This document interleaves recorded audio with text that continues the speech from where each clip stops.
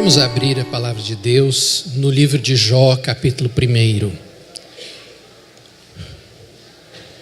Livro de Jó, capítulo 1. Nós vamos fazer juntos a leitura dos versos 20 a 22. Livro de Jó, capítulo 1, de 20 a 22.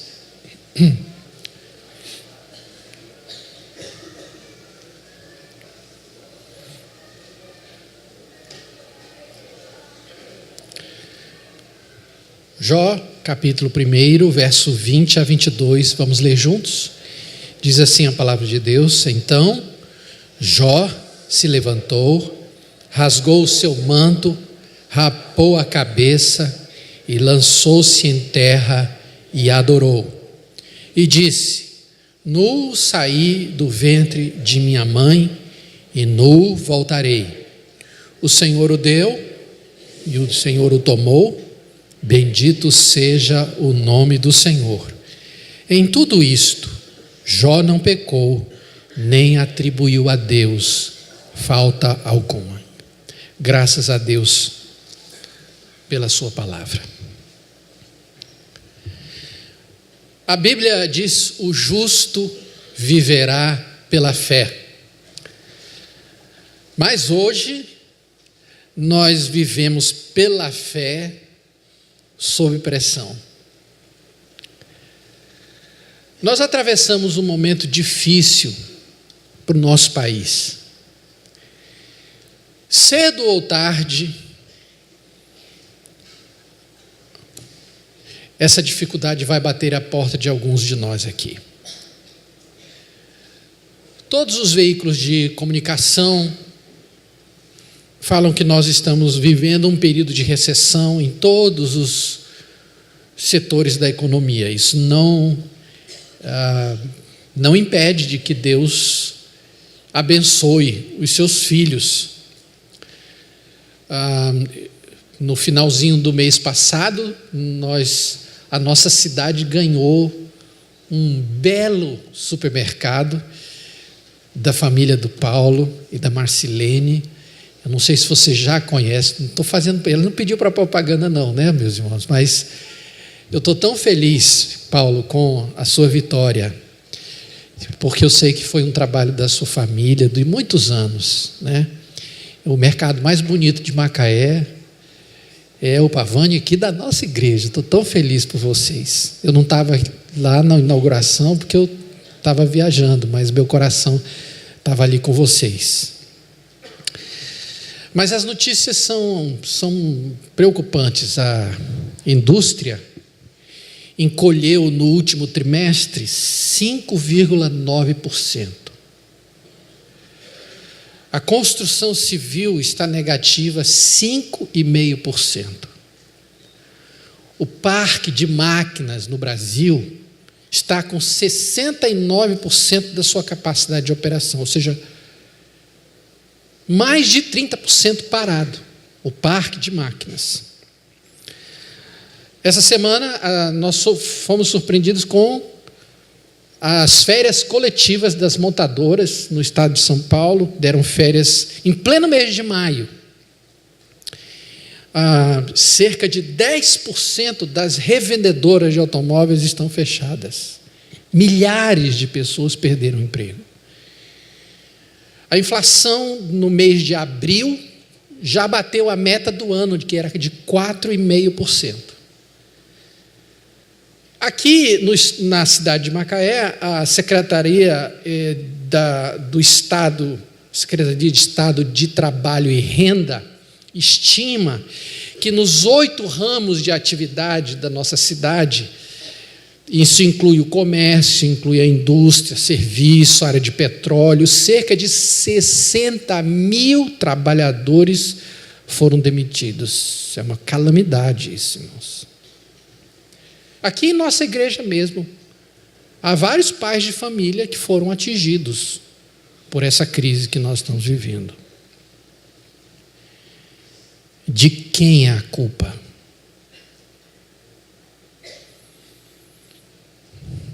A má gestão dos recursos da União, a corrupção espalhada em todos os setores da economia brasileira, os gastos sem controle, uma surpreendente queda do preço do petróleo internacional, a Operação Lava Jato, que quando revela o esquema de propina entre as empreiteiras e a Petrobras, paralisou praticamente toda a atividade econômica e investimento no país. Milhares de trabalhadores estão sem ter como levar o pão para casa. E eles perguntam: por que é que eu tenho que pagar pela corrupção dos outros? Irmãos, a vida não é justa. E muito menos explicável do que nós gostaríamos que fosse. Essa noite eu quero começar uma série de mensagens no livro de Jó. Alguém já disse que a vida de Jó poderia ser sintetizada da seguinte maneira: não consigo comer de dia, não consigo dormir à noite, e a mulher que eu amo fala como uma doida.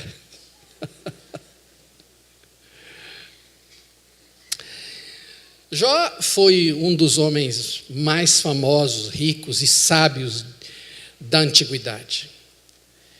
Ele é um dos descendentes de Sem, filho de Noé, que viveu na terra de Uz.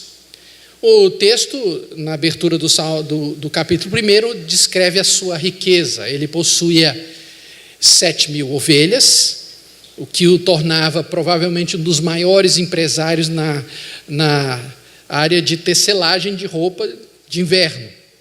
Ele tinha 3.000 camelos, e isso fazia com que ele se tornasse dono de uma transportadora invejável, alugando muitos animais para viagens nas caravanas. Ele tinha 1.000 bois, isso fornecia carne e também força para arar a terra. Ele também estava no ramo de laticínio, porque ele vendia leite das suas 500 jumentas. Jó era um empresário com muitos empregados. Ele era também um magistrado, ele era benfeitor, juiz, professor e chefe de governo. Todos o respeitavam, desde os mais moços aos mais velhos, que se levantavam quando ele se aproximava e davam passagem a ele. Jó tinha uma família grande, ele tinha 10 filhos e filhas, sendo 7 homens e 3 mulheres. Embora fosse muita gente, ele tinha uma família harmoniosa, uma família alegre. E esses filhos comemoravam a vida com muita frequência. É interessante que, embora Jó fosse um homem afamado, rico, isso não o afastava da sua família. Ele curtia a família e cultivava um ambiente de muita paz e unidade na sua família. O texto diz que ele fazia uma coisa extraordinária. Depois das festas, ele purificava os seus filhos um a um. A preocupação dele é, quem sabe, eles tenham blasfemado contra Deus no seu coração.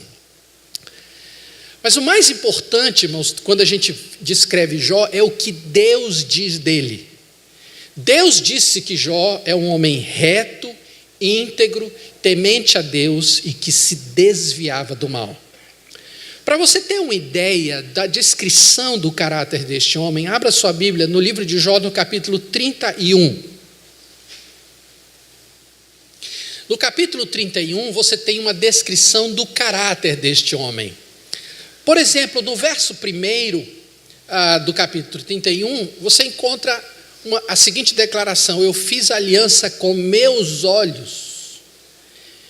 Como, pois, os fixaria eu numa donzela? Jó era um homem casado.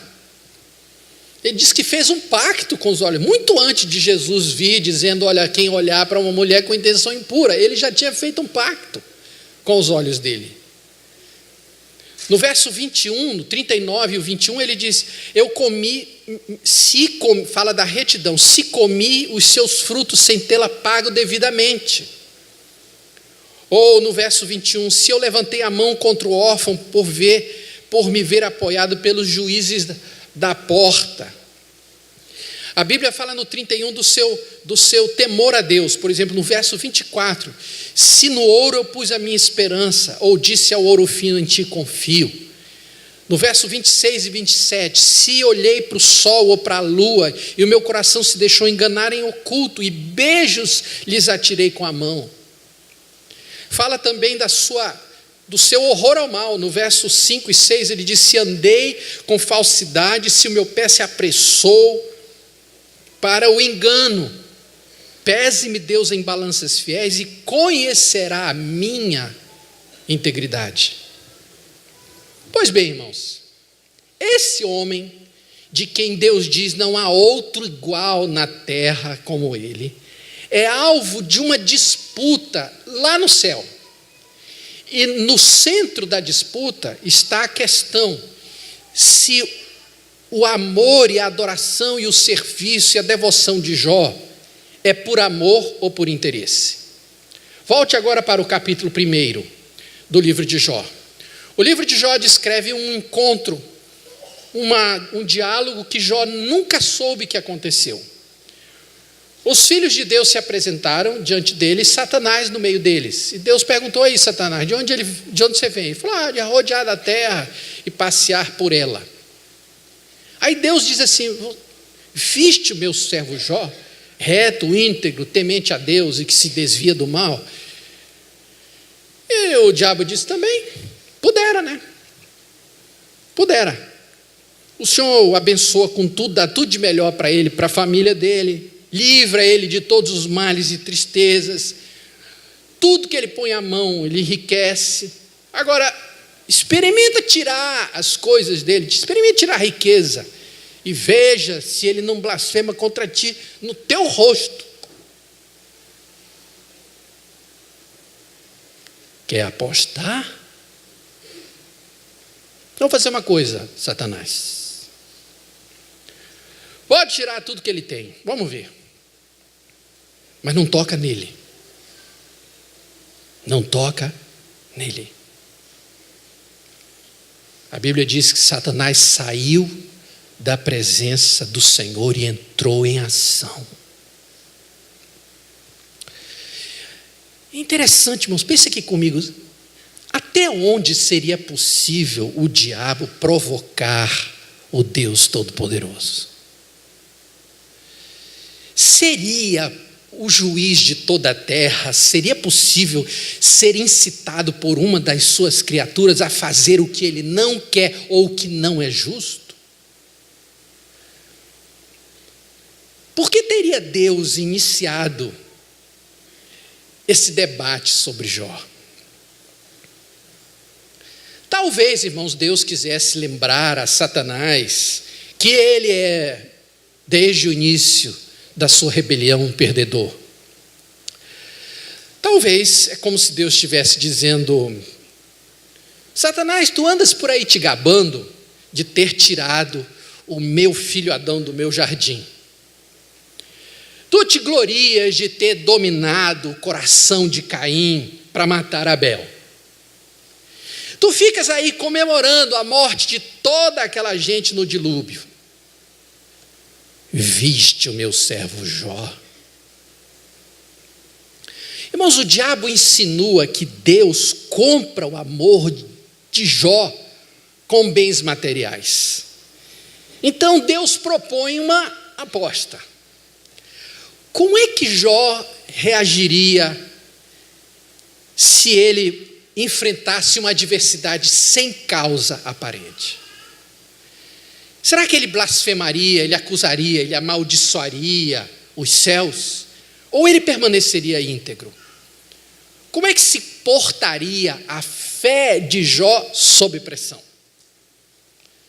Então Deus estabelece as regras do jogo. As regras são essas: destrua tudo que eu dei a ele, mas não toque no corpo e nem na saúde dele. Irmãos, essa regra ensina algumas coisas sobre o nosso adversário, sobre o nosso inimigo. A primeira, a Bíblia ensina que o diabo é um inimigo real, invisível, sobrenatural, que vive para acusar, para enganar, para roubar, matar e destruir. Ele é movido por um profundo ódio à raça humana. Segunda coisa que nós aprendemos aqui é que o diabo não é onipotente, ele não faz tudo o que ele quer. Ele precisa de autorização de Deus para fazer o mal. Ele é uma criatura debaixo do controle soberano de Deus. Terceiro lugar, no fazer o mal, Deus dá ao diabo limites, dá latitude, mas não longitude. Você vai até aqui, mas daqui você não passa.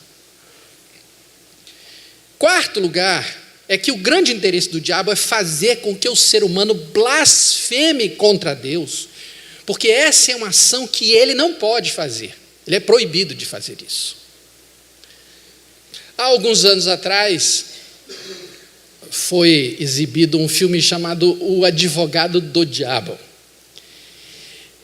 que era interpretado por Al Pacino.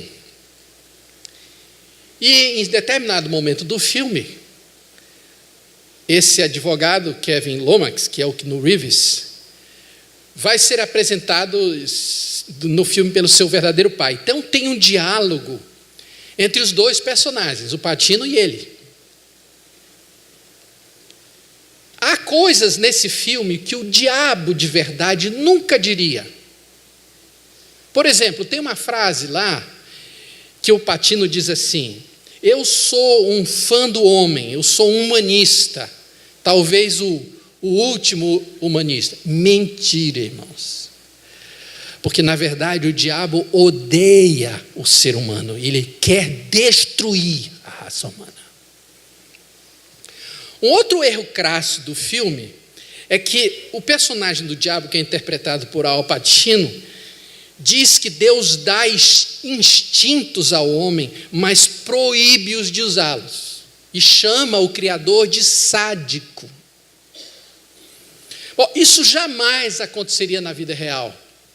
Porque nenhum demônio, muito menos Lúcifer, tem permissão para proferir impropérios a Deus.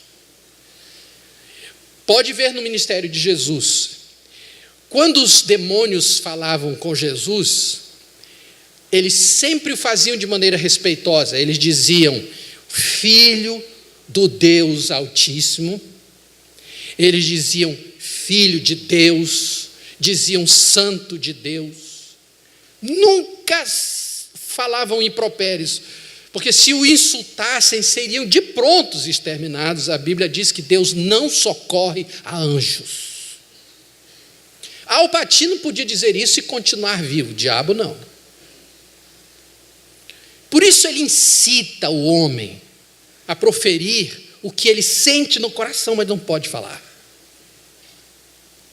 Então essa é a aposta entre Deus e o diabo.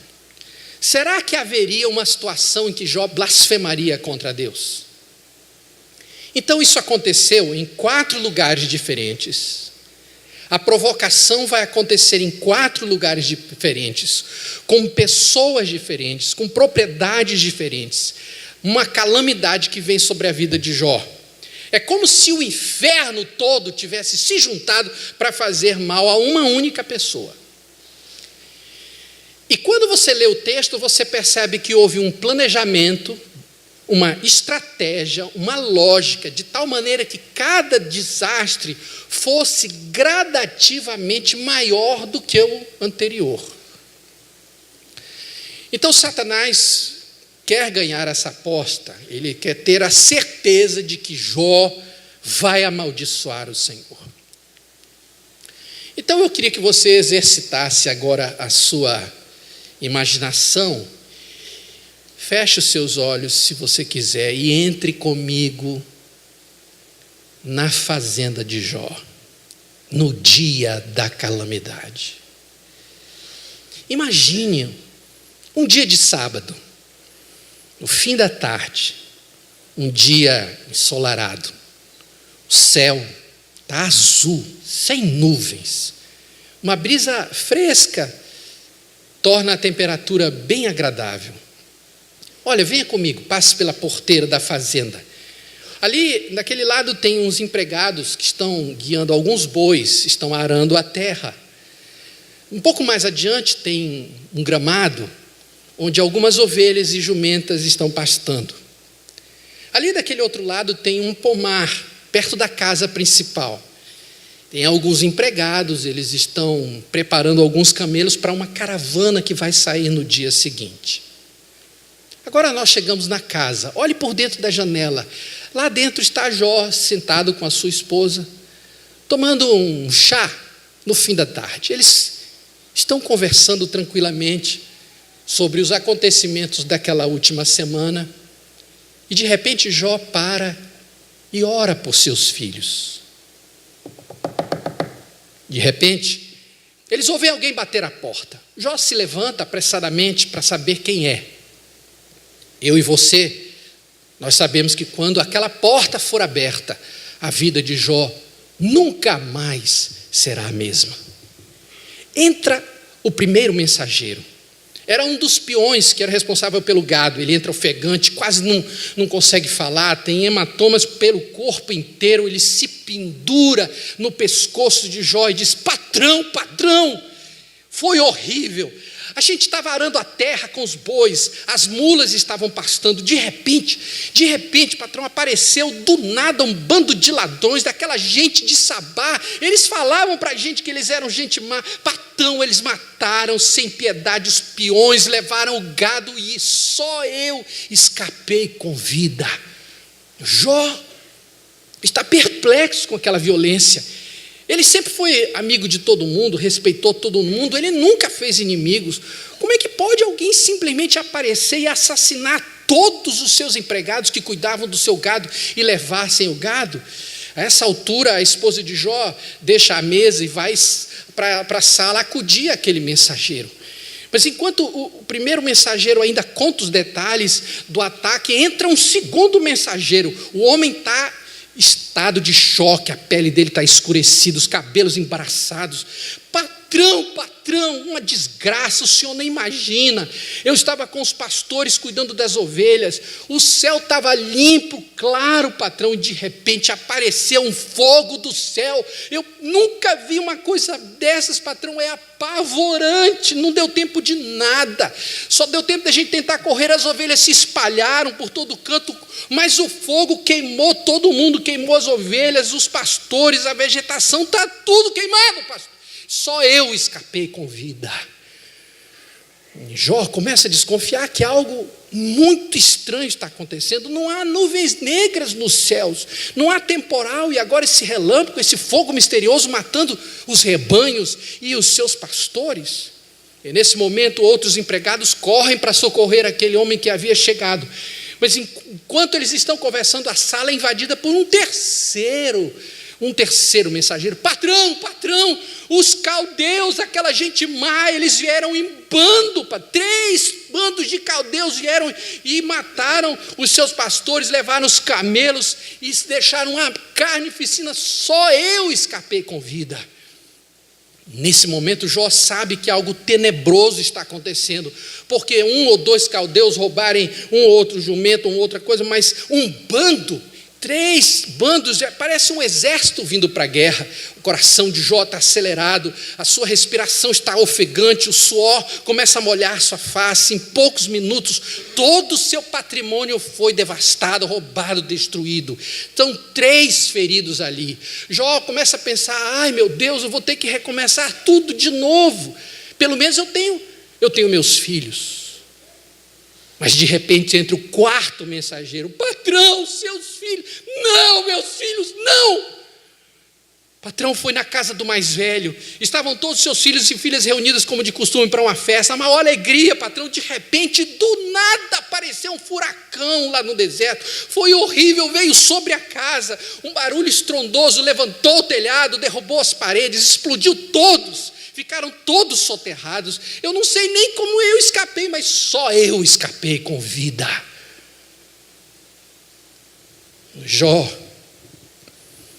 está paralisado, a face pálida, a boca seca, seus joelhos tremem. Ele começa a arquear sob o peso da notícia. A sua esposa corre para abraçá-lo. 40 anos eles jamais se sentiram tão sozinhos, tão desolados. A cena em si é devastadora. Talvez Jó tenha olhado para o céu e disse: meu Deus, o que é isso que está acontecendo? Mas ninguém responde. C.S. Lewis disse certa vez: por que sofrem os justos? E a resposta é: e por que não? Eles são os únicos que suportam isso. Mas a cena não está completa. Há algo ainda mais tenebroso. Nesse momento, Satanás convoca todos os demônios vindos dos 4 cantos da terra, infestando os céus em cima de Jó. E ele diz: venham todos, esse é o momento que nós estávamos esperando, preparem-se para ouvir, vocês vão gostar de ouvir a blasfêmia que vem agora, porque ninguém é capaz de resistir àquilo que nós fizemos. E rangendo os dentes, vociferando como um leão faminto, voando como uma ave de rapina em volta de Jó, o diabo incita: vamos lá, Jó, diga, só uma palavra, diga maldição, diga, acabe logo com isso, você vai se sentir melhor, cuspa logo, Jó. Mas Jó permanece imóvel, coração despedaçado. Ele pensa no sepultamento dos seus empregados, dos seus 10 filhos. Por quanto tempo ele ficou ali parado, nós nunca vamos saber.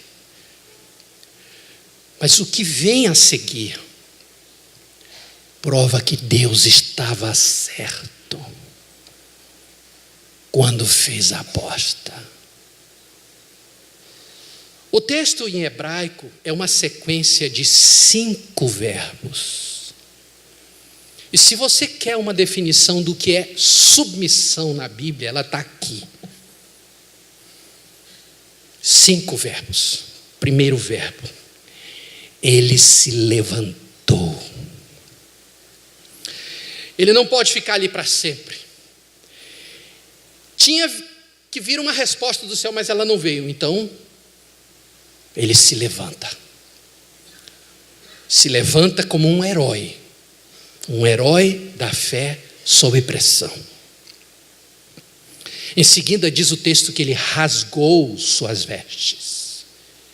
E nessa cultura, rasgar as vestes significa uma profunda tristeza.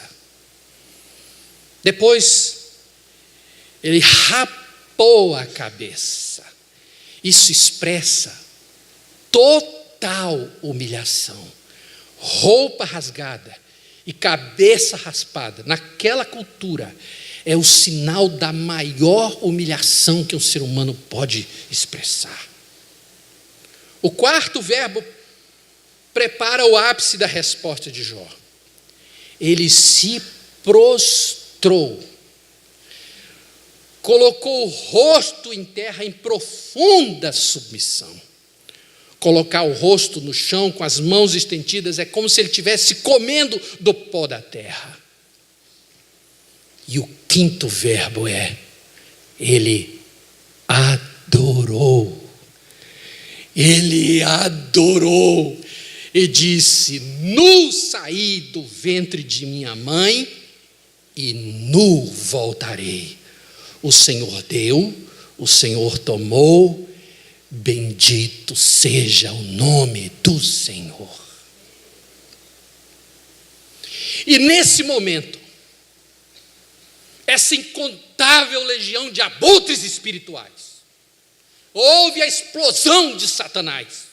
Eu te odeio, Jó. Como ousas me desafiar ficando aí prostrado diante de Deus, depois de todo o mal que eu te fiz? Os demônios estão indignados. Como é possível alguém perder todos os seus bens, toda a sua riqueza, todos os seus filhos, e não demonstrar raiva, nem uma grama de amargura, resistir a fechar os punhos, olhar para o céu e dizer: como te atreves a fazer isso comigo depois de todos esses anos te servindo? E Jó adora com uma oração. E a oração de Jó é uma das mais lindas declarações de fé sob pressão. Nu saí do ventre de minha mãe e nu voltarei.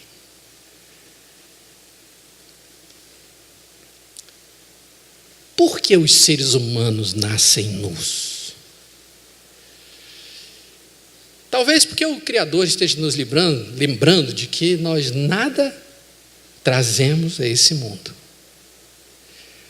Salomão, no livro de Eclesiastes, diz assim: como saiu do ventre de sua mãe, leia comigo, como saiu do ventre de sua mãe, assim nu voltará, indo-se como veio, e do seu trabalho nada poderá levar consigo. Quando partimos desse mundo, antes de sermos sepultados, ficamos nus, antes que alguém nos vista. A mensagem da nudez humana é esta: você não trouxe nada e também não leva nada. Tudo que possuímos, tudo que usamos, tudo que desfrutamos entre a nudez do nascimento e a nudez da morte é emprestado, é presente, gratuito, emprestado. Eu e você andamos por aí com uma vida emprestada. O ar que respiramos, o corpo, a alma que temos, é tudo emprestado. Hoje, quando você voltar para a sua casa ou para o seu apartamento, quando você ligar a sua televisão, o seu computador, quando você admirar os quadros que estão na sua parede, quando olhar os troféus na sua prateleira, quando abrir o seu armário e ver todas as suas roupas, vestidos, sapatos e joias, lembre-se, é emprestado. Quando você entrar no seu carro, seja novo ou velho, é emprestado. Amanhã, quando você for no seu trabalho, na sua empresa, e todos cumprimentarem você pelo sucesso que você está tendo, lembre, é emprestado.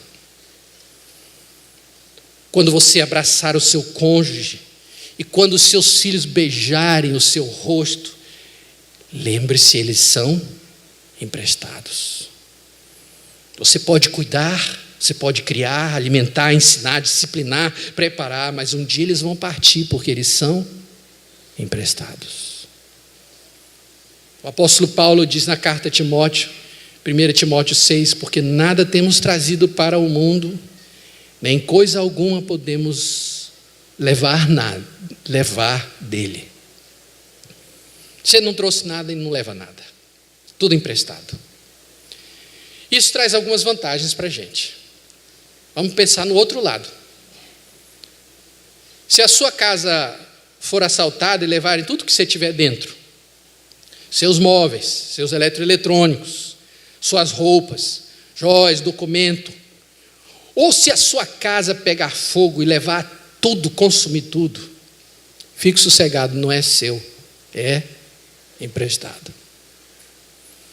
Você abriu um negócio, mas ele fracassou, fique sossegado, era emprestado. Se roubarem o seu carro, ou a sua moto, ou você for demitido do seu emprego, numa empresa em que você trabalhou anos a fio, fique tranquilo, não era seu, emprestado.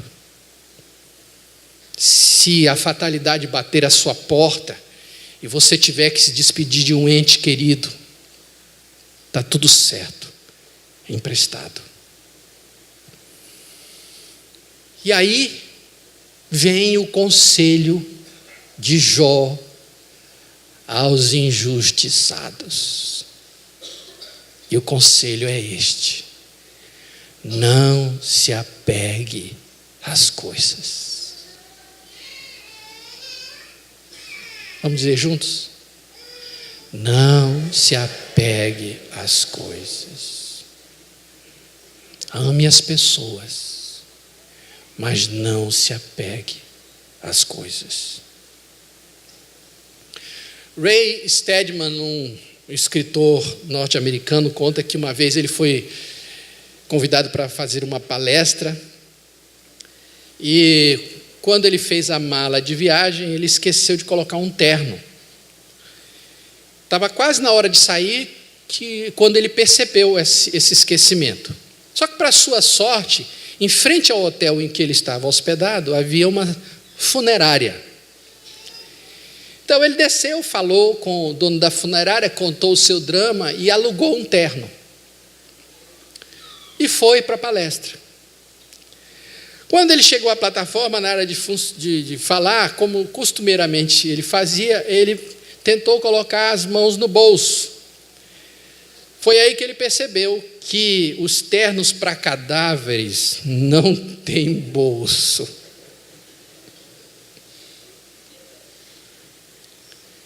E Jó sabia disso.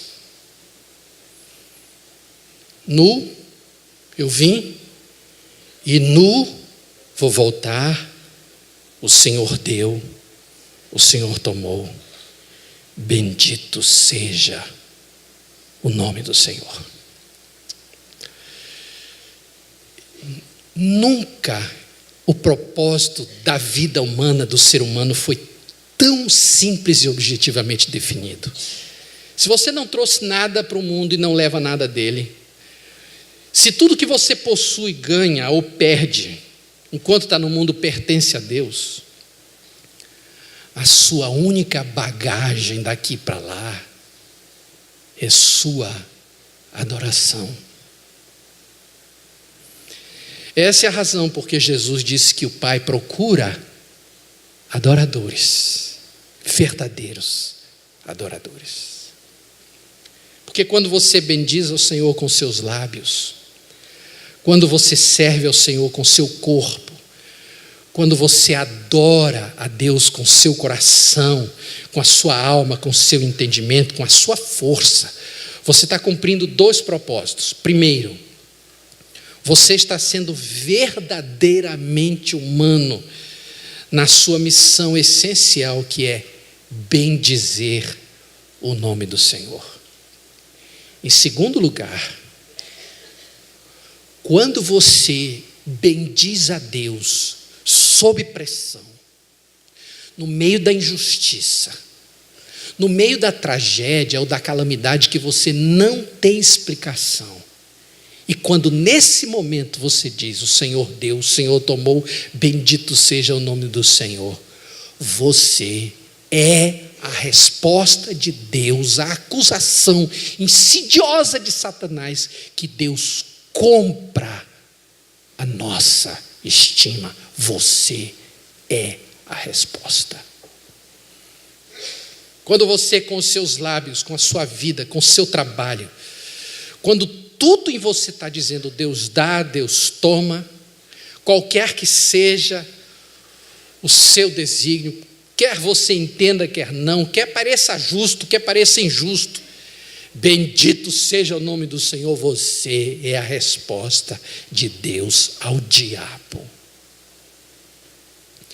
É como se Deus olhasse para o diabo e dissesse assim: olha aqui, ô seu mentiroso, eu poderia acabar com a tua raça com o sopro da minha boca, mas eu nem vou fazer isso.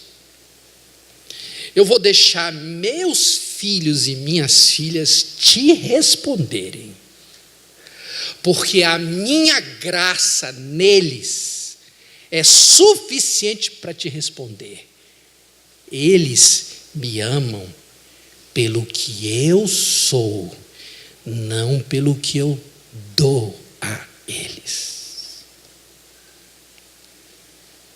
O texto termina com essa notável declaração: em tudo isso Jó não pecou e nem atribuiu a Deus falta alguma. Isso significa que tudo que eu vou levar desse mundo são os frutos dos meus lábios. Tudo. É a única bagagem que eu vou levar. O livro de Hebreus, carta aos Hebreus, capítulo 13, verso 15, diz assim, leia comigo esse texto.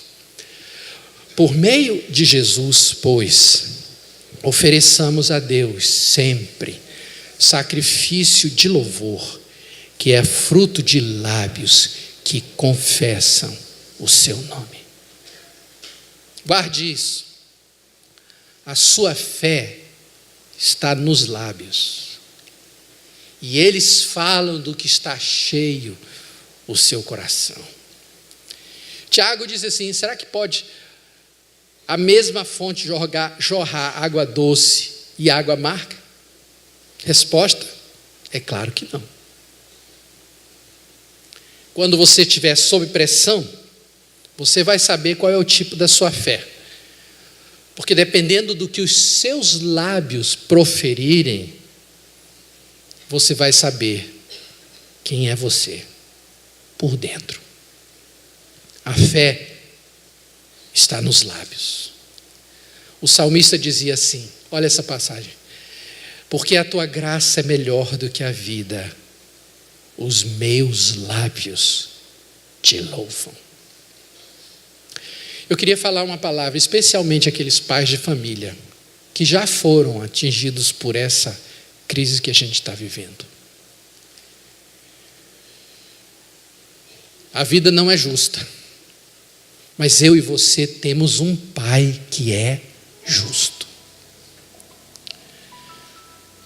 Nós pagamos pelo erro de outros, isso é verdade, mas Deus nos socorre. O Salmo 23 termina com a seguinte expressão: bondade e misericórdia me seguirão todos os dias da minha vida. Eu gosto disso, irmãos. Bondade e misericórdia vão atrás. Esse verbo me seguirão, no hebraico, dá a ideia de alguém perseguindo alguma coisa. Não é maravilhoso saber que não importa a calamidade, não importa a perplexidade que venha sobre a nossa vida, não faz diferença se você está num momento da sua vida que você não sabe se vai para a direita, se vai para a esquerda, se segue em frente ou se volta. Não faz diferença. O que vai fazer diferença é que quando você olhar para trás, tem alguma coisa seguindo você. E sabe o que é? A bondade e a misericórdia de Deus me seguirão todos os dias. E Jó sabia disso. Ele não podia explicar o que estava acontecendo, mas atrás dele vinha a bondade e a misericórdia. Eu saí nu, vou voltar nu. Deus me deu, Deus tomou, bendito seja o nome do Senhor. Que seja esse louvor que esteja nos nossos lábios, porque a tua graça, Senhor, é melhor do que a vida. Que Deus nos abençoe, amém?